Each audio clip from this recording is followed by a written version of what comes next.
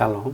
Hari ini kita akan renungkan kitab Yeremia pasal 23. Teksnya ayat 23 sampai 40. Dan sudah dibagi dua paragraf.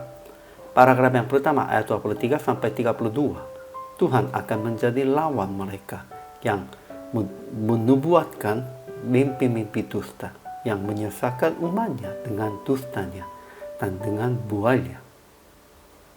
Paragraf yang kedua ayat 33 sampai 40.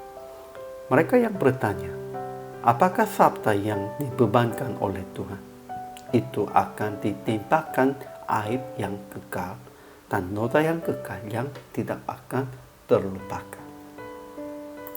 Kesimpulannya, Raja Nebukadnezar agresi Yehuda ketika penguasa-penguasa Yehuda Yerusalem hanya mencari jalan kehidupan untuk sendirinya. Mereka tidak memelihara umatnya, ingin bersembunyi di tempat yang jauh. Namun, Tuhan juga ada tempat yang jauh. Ia memenuhi langit dan bumi. Siapapun tidak bisa lari dari Tuhan dan tak bisa bersembunyi dari matanya. Ketika penduduk Yerusalem, nabi-nabi dan imam-imam bertanya, apakah sabda yang dibebankan oleh Tuhan? Sungguh semua firman dari mulut Tuhan adalah sabda yang dibebankan oleh Tuhan. Namun mereka sedang bertanya dengan maksud, ia sudah tahu, katakanlah yang penting. Tidak ada pengharapan lain. Tuhan hanya berkata lagi melalui mulut Yeremia, aku buang dari hadapanku, kepada keluarganya akan kulakukan pembalasan kepada mereka. Ajaran tentang Allahnya. Pertama, Tuhan bukan hanya Allah yang dari dekat, melainkan Allah yang dari jauh juga.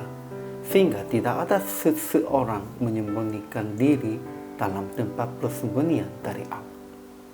Kedua, Tuhan akan menjadi lawan mereka yang memakai lidahnya sewenang-wenang untuk mengutarakan firman ilahi yang menubuatkan mimpi-mimpi dusta, yang menceritakannya dan menyesatkan umatnya dengan dustanya dan dengan buahnya. Ia akan menimpakan kepada mereka aib yang kekal dan noda yang kekal yang tidak akan terlupakan.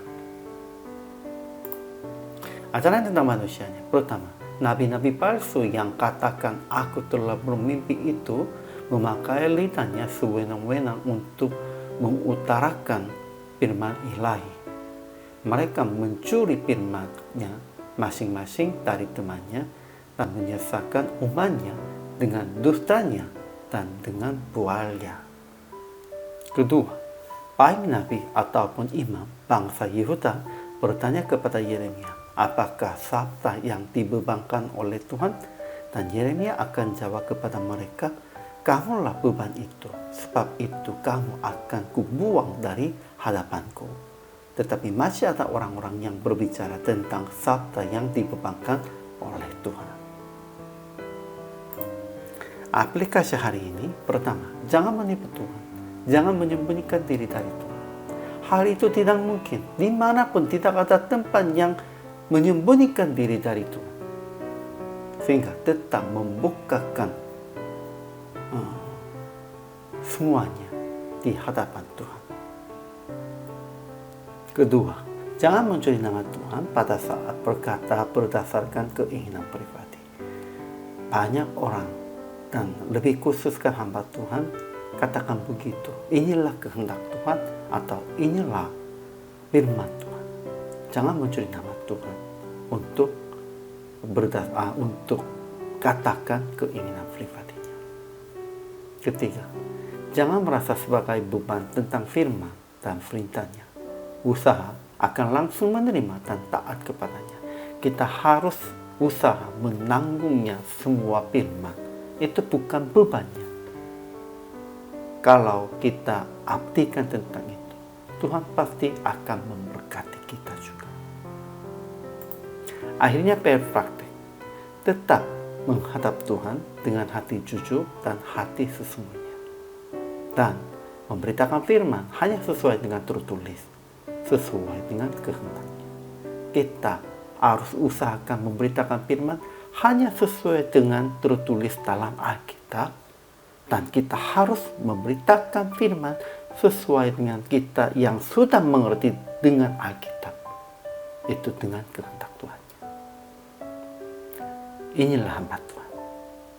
Hari ini juga selama melayani, Tuhan Yesus memberkati.